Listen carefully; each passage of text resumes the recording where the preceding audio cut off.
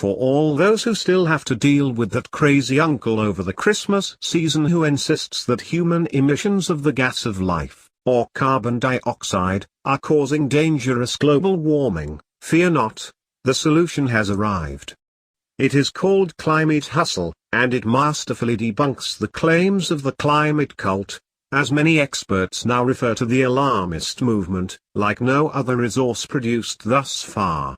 Well-known analysts are already saying it will turn the tables on the alarmists. But more importantly, it will bring to light the facts and the science surrounding alleged man-made global warming that the establishment press has tried so hard to conceal. The new documentary, which premiered in Paris, in December, amid the United Nations COP21 climate change summit, will serve as the perfect antidote to the increasingly shrill global warming alarmism being peddled by the UN, the Obama administration, and others. It will also be exactly the tool you need to educate any remaining global warming alarmists you may know, particularly those who got their inaccurate beliefs from error-riddled propaganda films such as Al Gore's discredited documentary An Inconvenient Truth, which was essentially banned in UK schools after a court recognized it was filled with falsehoods in order that children be warned about them in advance.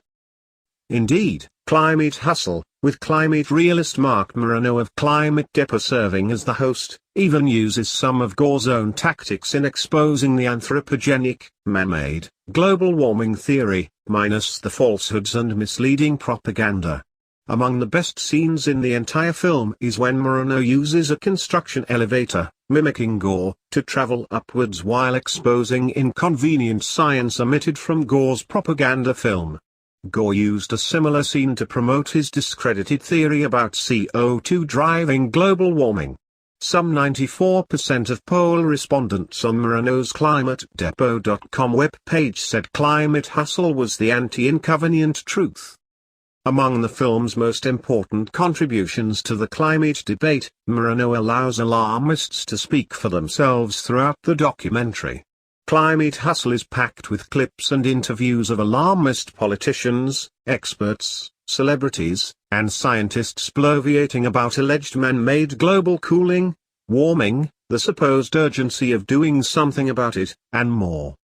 Hilariously, some of the supposed effects of alleged man-made global warming, everything from weather events and increased prostitution to rape, car theft, airplane turbulence, barroom brawls, and even the extinction of coffee, are highlighted, too.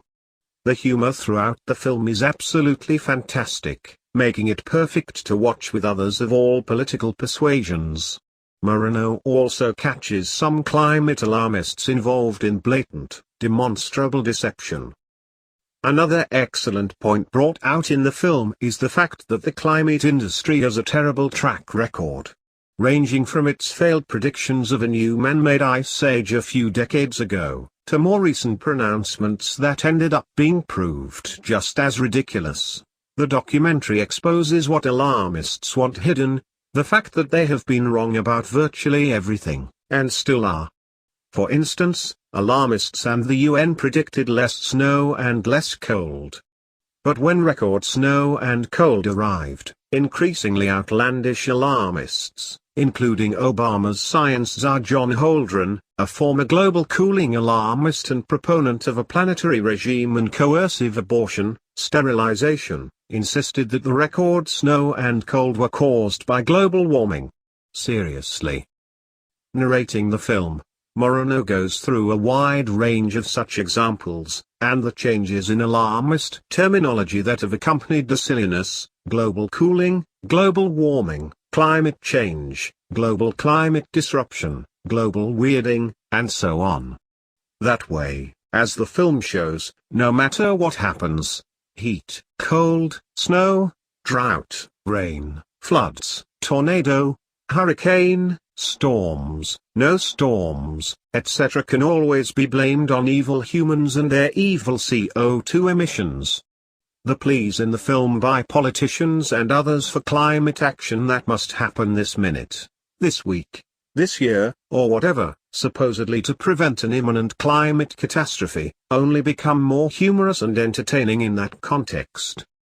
Balancing out all the ridiculous comments from alarmists, Climate Hustle also features a great deal of commentary from more rational scientists willing to acknowledge the observable evidence, especially, among other examples, the nearly 19-year, and counting, pause in global warming that exposed every single climate model used by the UN as bogus. The interviews in the film range from discussions with prominent and widely respected deniers of AGW to mere skeptics of the theory who warn against the fanatical zeal of the climate cult and the lack of current understanding when it comes to the unfathomably complex climate system. Many of the scientists in the film exposing the AGW scam are in fact proud political leftists, too, potentially making it easier for other leftists to distance themselves from the climate alarmism while holding firm to their convictions. Among the scientists featured in the film pouring ice on the warming alarmism are geologist Dr. Robert Gijingak, former chair of the Department of Earth and Environmental Science at the University of Pennsylvania, award-winning climatologist Dr. Judith Curry, who chaired the School of Earth and Atmospheric Sciences at Georgia Institute of Technology, climate statistics professor Dr. Caleb Rossiter of American University, climatologist Dr. Roy Spencer, a former senior NASA climate scientist who now leads a climate research group at the University of Alabama in Huntsville, and many, many more. A group of 6 or 7 scientists even attended the premiere to answer questions. Some experts quoted in the film compare the current government-funded climate hysteria to the hysteria surrounding the witchcraft trials of centuries ago. Also mentioned in relation to the increasingly bizarre climate alarmism, Aztec blood sacrifices to end drought, including the sacrifice of thousands of people in a few weeks to appease the angry climate gods. If the current climate alarmists had their way, more than a few experts have made clear that millions of innocent people, condemned to energy famine and thus perpetual poverty by climate action, would almost certainly end up as modern-day human sacrifices to the climate gods. In short, as many climate scientists and experts, including the disgraced head of the UN Intergovernmental Panel on Climate Change IPCC, have explained, the warmist movement has become a religion, and a dangerous one at that. While the humor is fun and entertaining, the film is not all funny. Among other troubling elements are the increasingly totalitarian attacks employed by alarmists against those who disagree with the AGW theory. From calling for energy producers to be put on trial for crimes against humanity to demanding that skeptics be re-educated, imprisoned, and even executed, as the evidence debunking AGW theory piles up, proponents of the theory are becoming increasingly unhinged and potentially dangerous. The implications are frightening. The policies being advanced by the alarmist movement, too, represent a frontal assault on liberty, prosperity, national sovereignty, the poor, and common sense. Cooler heads must resist. As Moreno explained throughout the film and in an interview later with the New American at the red carpet premiere in Paris, the AGW movement is really engaged in a con job of massive proportions. Dressed up as the climate monarch, Moreno noted that the UN and its alarmist allies are literally plotting to empower themselves at humanity's expense, all under the supposed guise of battling the gas of life. The emperor has no clothes, Moreno said, adding that the film would help wake people up to that fact. The United Nations is essentially taking away free choices of sovereign states. Under the UN climate vision, the masses will be controlled by a small governing elite, which they call global governance, telling them how to live their lives, Moreno continued.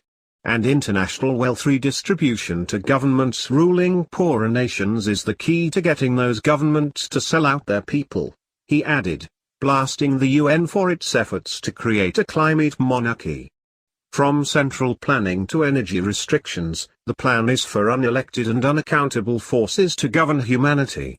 Moreno also said the U.S. Republican Party needed to get serious about opposing the major policy implications of the agenda rather than just noting that the science behind AGW hysteria is fraudulent. Before the film started, Alarmist protesters were at the cinema shrieking about climate justice and climate criminals. Moreno and CFACT, the pro-market environmental group behind the film, were portrayed as climate criminals and stooges for big oil. Eventually police had to be called, again illustrating the dangers to basic freedoms, such as free speech, represented by the alarmists.